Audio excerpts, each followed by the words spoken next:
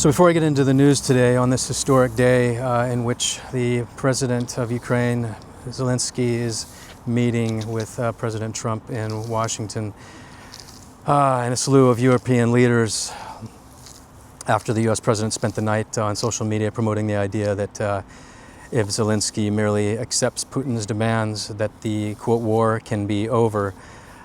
Let me tell you why that's not going to happen. First of all, primary among Putin's demands is that Ukraine give up the heavily fortified areas of the Donbass region, specifically the Donetsk region, which is essentially Ukraine's Great Wall of China, keeping out the equally barbaric hordes of the Russian steppe.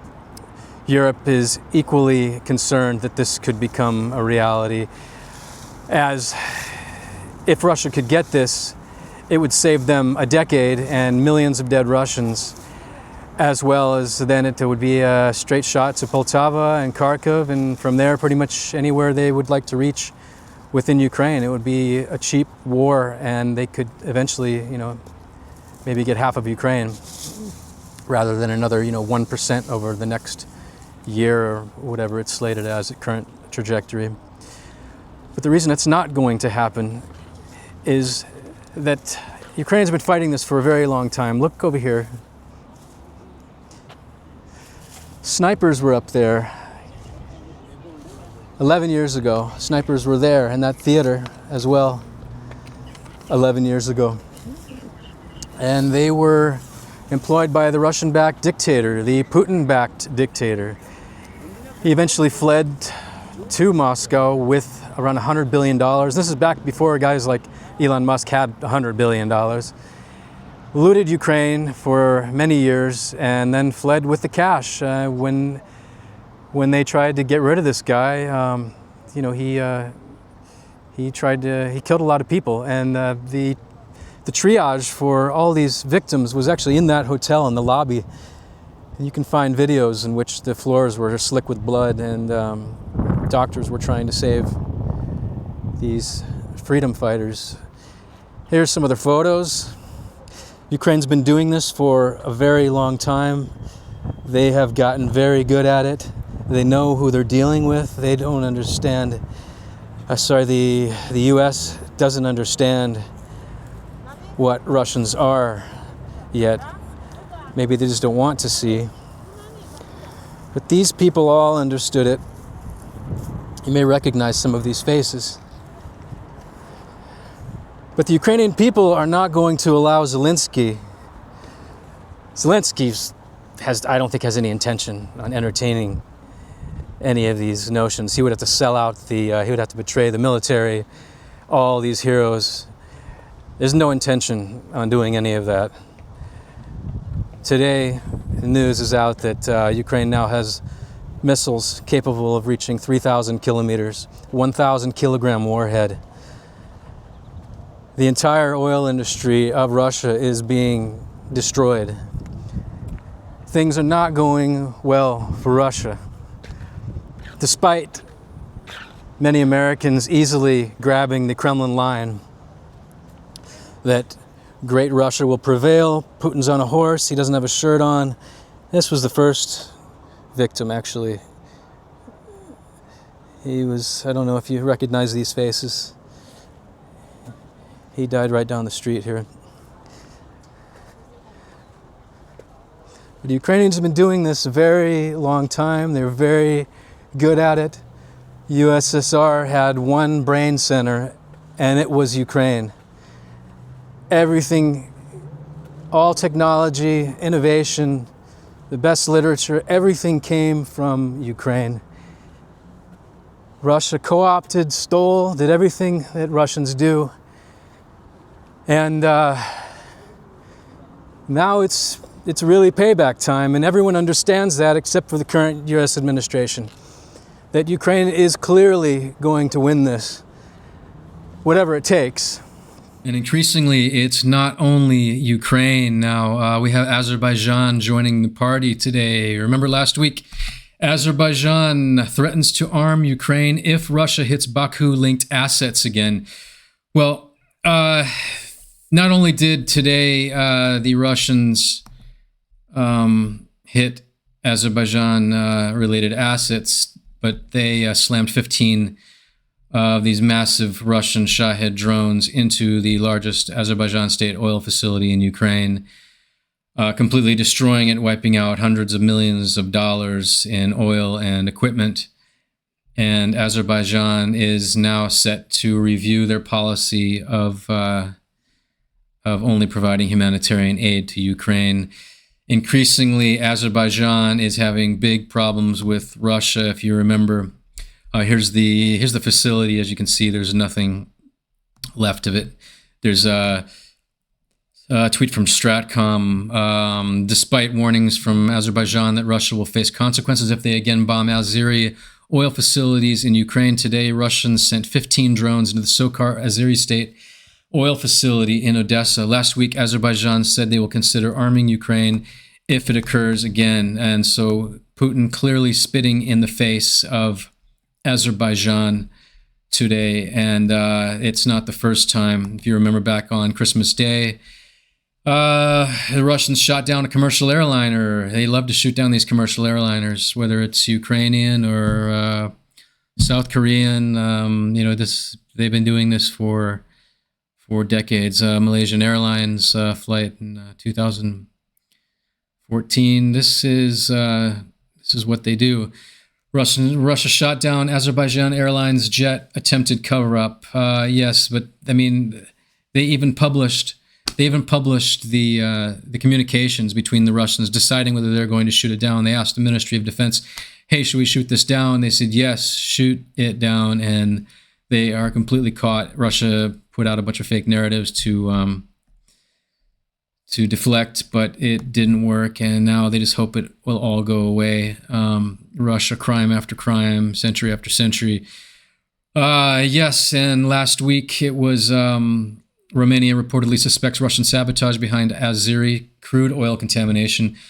A pipeline going from Azerbaijan into Europe, into Romania. Romania pulled out the oil and it was all contaminated, intentionally poisoned. And so it was all unusable, hundreds of millions of euros of oil destroyed. This is what Russia is doing, sabotage all over Europe. Not only trying to blow up commercial DHL flights leaving Lithuania and Germany headed to Canada, but burning IKEAs, shopping malls in Poland, sabotaging train networks in France, attempting to poison a NATO base in Germany, in Cologne, Germany, on and on it goes. This burning buses in 9 buses in Czech Republic. This is what Russia has been doing for a very long time. But now on to the good news. The good news is gasoline shortages grip Russian-occupied Crimea, rationing included.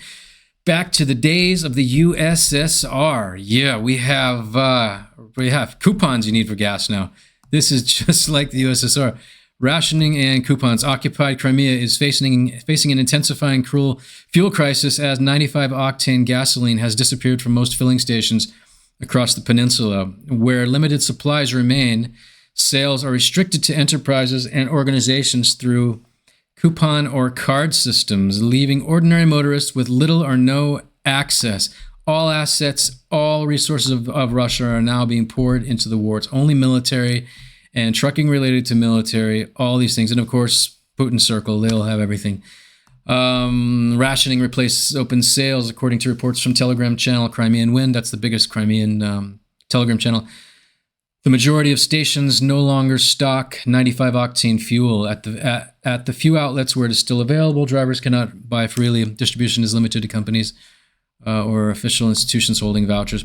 This is yesterday's article, right? So it only mentions 2 other regions of Russia besides, Crimea is not Russia, but 2 other regions under Russian control in Russia that also had this crisis. But this is yesterday's article. And then by today, this morning, we've got all these regions now. It's spread to all the way to Russia's far east, Vladivostok, fuel crisis spreading over the entire country. Buryatia, one of the main sources for cannon fodder, guys dying in trenches in Ukraine. Russia's fuel crisis continues spreading, hitting the Far East. This is from this morning. Vladivostok, drivers in Vladivostok are struggling to find 92 and 95 octane gasoline. At most stations, diesel remains available. Operators blame panic buying triggered by the holiday season and mass travel. I love these government narratives they put out. Yes, it's not the genocidal war in Ukraine. It's not the fact that Ukraine has destroyed 20% of Russia's refining capabilities in the past, just 2 weeks now. Has nothing to do with any of these things. Has nothing to do with the transport hubs being destroyed by Ukrainian drones. Nothing to do with these things. It's about you took vacation. You took that vacation, and now we have a gas crisis. It's great. USSR. Primorsky Krai, it's bad out there. Sabakalsky Krai, it's bad out there. Crimea, we already covered. Oh, we got worse today. Buryatia. Buryatia is one of the main sources of cannon fodder for Russia's invasion. In Buryatia, fuel prices have spiked sharply. Residents of Novy Uyan reported a jump of nearly 10 rubles per liter in just 3 days. Yes, so things are up about 18% in just 3 days. Local social media filled with complaints. Why did petrol go up by 9 rubles overnight in Nuyan? The Federal Anti-Monopoly Service confirmed wholesale prices have been rising, but claimed increases are usually gradual. 18% in a few days is not gradual, and it's only just begun because they're still destroying refineries. One of the main transport hubs was taken out just last night. It's going to take a while to make its way through the system. Russia's officials continue to dismiss the shortages as temporary, but with regions across the country reporting empty pumps and surging prices, the crisis is no longer isolated. It is spreading, and ordinary Russians are the ones paying the cost. Yep, things are only getting worse. And the crisis is also in Russian-occupied Lugansk in Ukraine. The occupation authorities of Lugansk region have acknowledged the fact of a gasoline shortage in the occupied territory. Russia is falling apart. This is our buddy Yevgen, local economist, that digs into all this stuff so we don't have to. It's basically the occupying authorities of Russian-occupied Lugansk have come out and said, we're going to fix it. Everything's going to be fine. There is no gasoline shortage. Everything will be great. Just don't keep them pitchforks at home, folks. It's not just gasoline. It is oil. Oil. Deliveries of Russian oil to Slovakia and also Hungary via the Druzhba pipeline have been suspended. The local pipeline operator, Transpetrol, reported. So Slovakia is in trouble. Slovakia, the guy that runs that, Fico, he is just a die-hard USSR junkie, and he loves Putin, wants to be Putin. He's sitting there trying to loot the country. He wants to be Orban, Putin, Yanukovych. He wants to be all these guys wrapped up, and he is just not having a good time today. The company noted that this happened outside the Republic, and it has no information about the reason. Well, the reason is that the two main hubs for the transport of Russian oil, that one is directly in charge of the Druzhba oil pipeline, is now completely out of commission. And that also affects the port of St. Petersburg. So the export terminal is now in trouble. That hasn't hit the news yet, but it will be, because that's where a lot of that oil goes. But the other place that it goes is into Europe, providing the aspiring Russian-backed dictatorships of Hungary and Slovakia. And here is the... Oh, yeah. All these guys follow me on Twitter for some reason. All these guys around Orban, and I may or may not be working with Hungarian opposition at some points to catch their attention. Not only are Russians facing a worsening fuel crisis, but the Russian-backed Orban regime is now without Russian oil, whining about it like a little biatch on social media here. This is Orban's foreign minister here, and he has a lot of problems with things I say on a regular basis. But today he's having a rough day, and I'm loving it.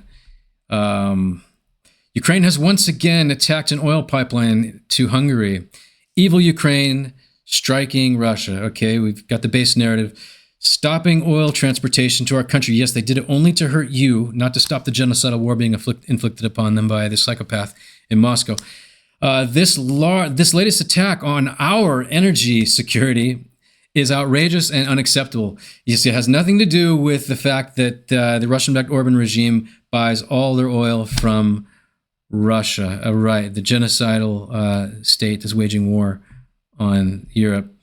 Russian Deputy Energy Minister Pavel Sorokin said that Russian specialists are trying to restore the transformer station needed for the pipeline to operate as quickly as possible, but cannot yet say when shipments will resume. But the thing about that is Ukraine's got more drones, and Russia doesn't have much air defense at all right now. And Ukraine's about to have some serious missiles that'll cover toward the end of this. And so what they can fix it, but it will remain broken. Brussels and Kyiv have been trying to drag Hungary into the war for 3.5 years now. And this is the goal of an increasing number of Ukrainian attacks against our energy security, right? Nothing to do with Hungary. Ukrainians are bombing the hell out of everything that feeds cash into the Russian war machine. Hungary shouldn't be buying Russian oil, okay? Everybody else has mainly gotten off of it in Europe. Buy American. So let's be clear once again, this is not our war. It is not our business. We want to stay out of it. And as long as we are in power, we will not get involved. Where you involved yourself by feeding the Russian war machine. Finally, a reminder for Ukrainian decision makers, electricity from Hungary plays a key role in Ukraine's energy supply. Okay, so Hungary is now threatening to cut off the electricity supply for Ukraine if they continue bombing Russia. Well, yeah, it's all crazy. Okay, so another pumping station was taken out in Russia on the night. This is from Stratcom. This is from Ukraine's security service. On the night of August 18th, units of the unmanned system forces of the armed forces of Ukraine, in coordination with other components of the defense forces, struck the Nikolskoye oil pumping station in Tambov, way out in Tambov. As a result of the hit, a fire broke out at the facility. The pumping of oil through the Druzhba main pipeline has been completely stopped.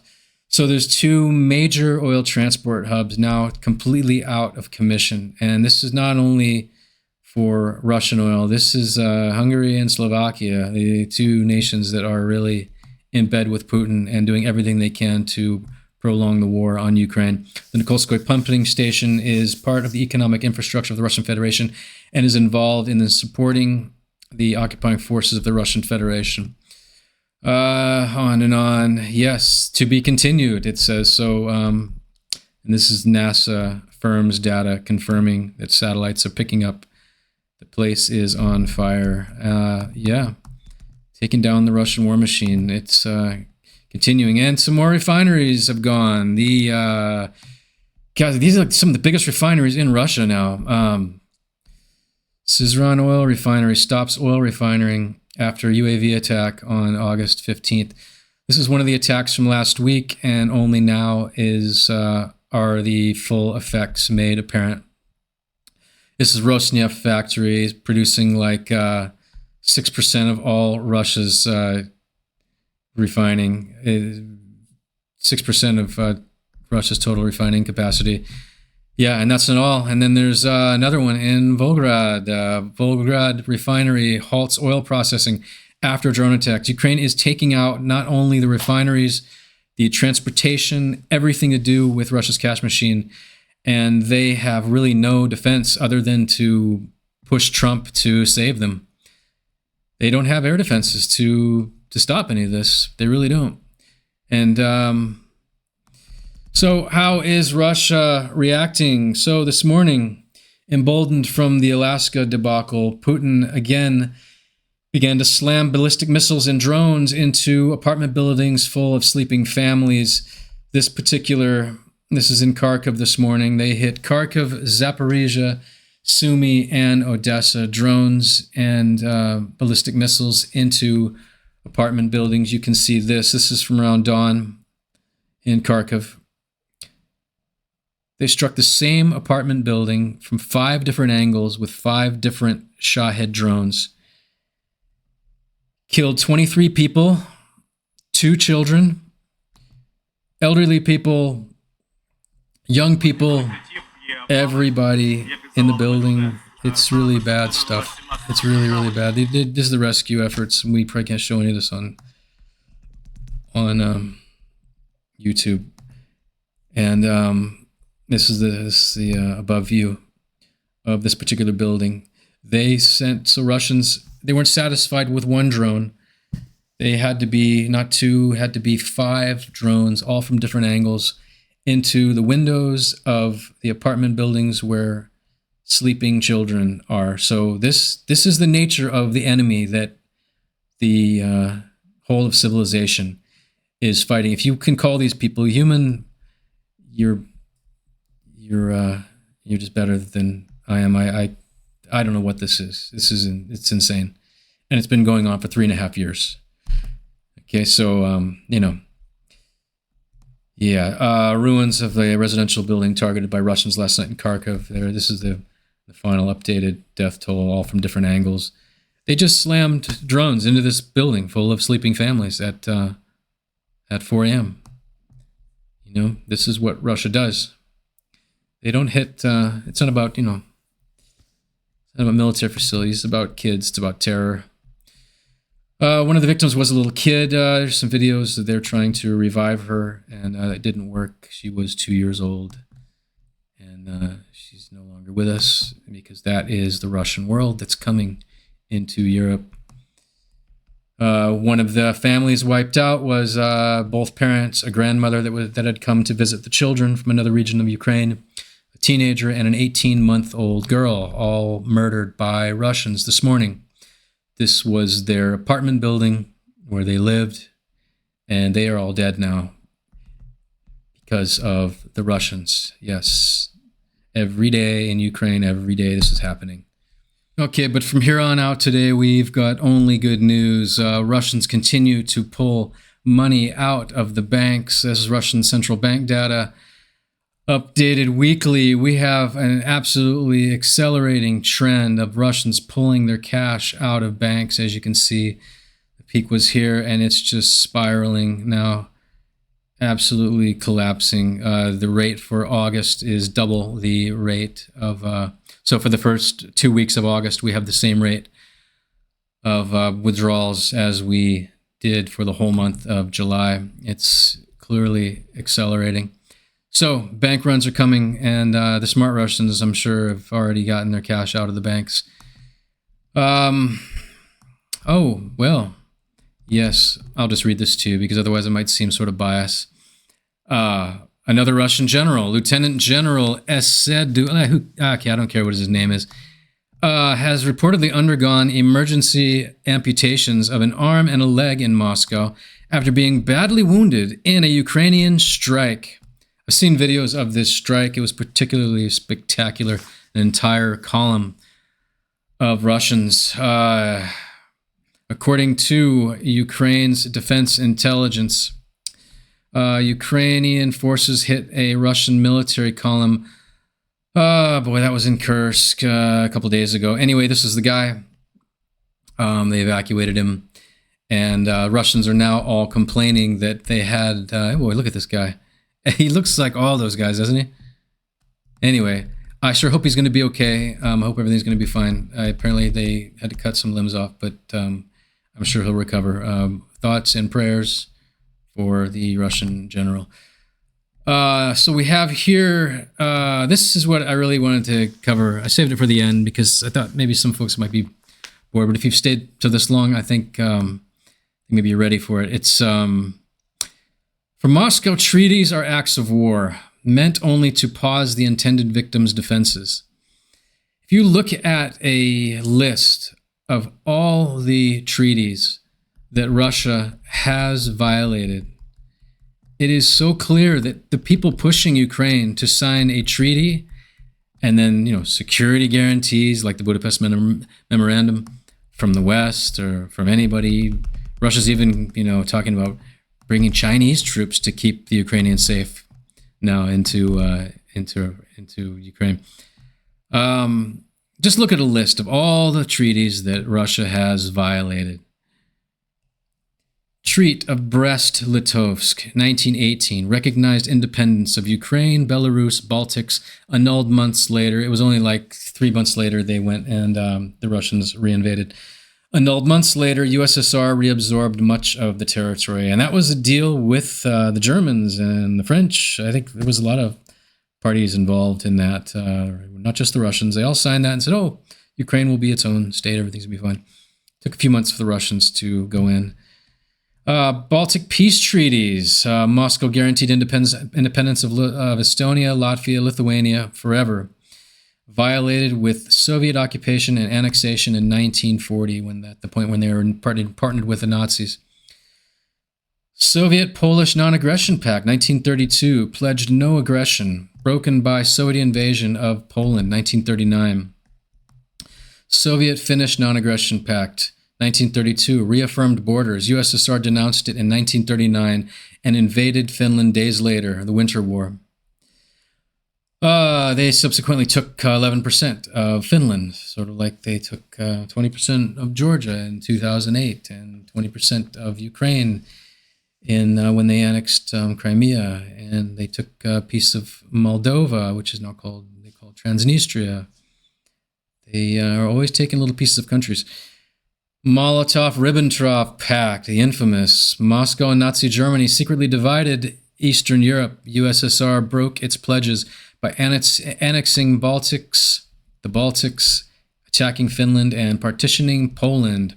That was with the Nazis, folks. Remember, they were partnered with the Nazis until Hitler screwed Stalin, and then they came begging, and America bailed their asses out. That's what really happened. Soviet-Japanese Neutrality Pact, 1941, valid until 1946. USSR attacked Japan in August 1945 before the treaty expired. Yalta and Potsdam Understandings, 1945, commitment to free elections in Europe. Part of the reason why Yalta was a thing is that Stalin said, yeah, there's going to be freedom in Poland. You guys will be fine. We're going to have elections. Yeah, right. And it was 40 years of absolute, 45 years of absolute hell inflicted on the poor people of Eastern Europe. From Yugoslavia to Poland, Czech Republic, Hungary, broken as USSR imposed communist regimes. Then we skip to the UN Charter, 1945, outlawed aggressive war. USSR repeatedly violated the interventions, through interventions. Hungary, 1956, Czechoslovakia, 1968, Afghanistan, 1979. There's more, they're not all listed here. Helsinki Final Act, 1975, guaranteed sovereignty and inviolable borders. Undermined by Soviet occupation of Afghanistan and repression of Eastern Europe. Now over to the Budapest Memorandum, 1994. Russia guaranteed Ukraine's borders in exchange for nuclear disarmament. Violated with Crimea annexation 2014 and invasion of Ukraine 2022. The Khasavyurt Accord, 1996, ended the First Chechen War.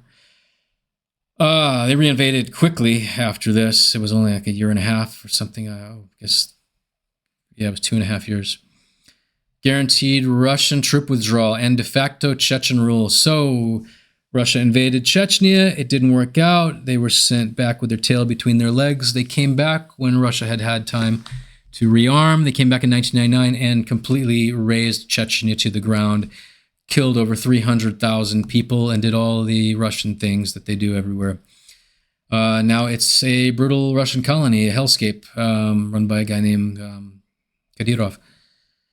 Russia-Chechnya Peace Treaty, 1997, signed by Yeltsin and Maskadov, pledged peaceful relations based on international law. Broken almost immediately, Russia reabsorbed Chechnya by force in 1999 through 2000. There's some repetition there. 1997, Russia-Ukraine Treaty of Friendship recognized Ukrainian sovereignty and borders, broken by occupation of Crimea and Donbass. 2003, Azov-Kerch Treaty declared Sea of Azov internal waters of both states broken by Russia's unilateral militarization and 2018 Kerch naval attack. A lot of people don't know about that one, but that was a big deal here in Ukraine. 6-point ceasefire with Georgia, 2008. Russia agreed to withdraw to pre-war positions, never implemented. Russian troops remain in Abkhazia and South Ossetia. Russia is still occupying 20% of Georgia. Minsk 1, 2014, and Minsk 2, 2015. Ceasefires in Donbass, constantly violated by Russia and proxy forces.